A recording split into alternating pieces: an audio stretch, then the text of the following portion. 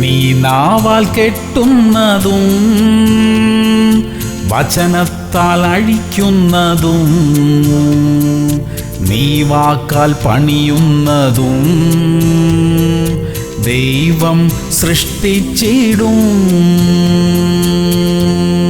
അപ്പോസ്തല പ്രവൃത്തികൾ 4:13. അവർ പത്രോസിന്റെയും യോഹന്നാന്റെയും ധൈര്യം കാൺകയാലും ഇവർ പഠിപ്പില്ലാത്തവരും സാമാന്യരുമായ മനുഷ്യർ എന്ന് ഗ്രഹിക്കയാലും ആശ്ചര്യപ്പെട്ടു. പ്രിയമുള്ളവരെ, നന്നായി സംസാരിക്കാൻ കഴിയാതിരുന്ന മോശയോട് കൂടെ ഇരുന്ന ദൈവം സംസാരിച്ചു. ഭരണാധികാരികൾക്ക് മുൻപിൽ ധീരതയോടെ സംസാരിക്കാൻ പത്രോസിനെയും യോഹന്നാനെയും ദൈവം ശക്തീകരിച്ചു. സംസാരിക്കേണ്ടിടത്ത് സംസാരിക്കേണ്ടും വിധം സംസാരിക്കാൻ ദൈവം നമുക്ക് കൃപ തരും.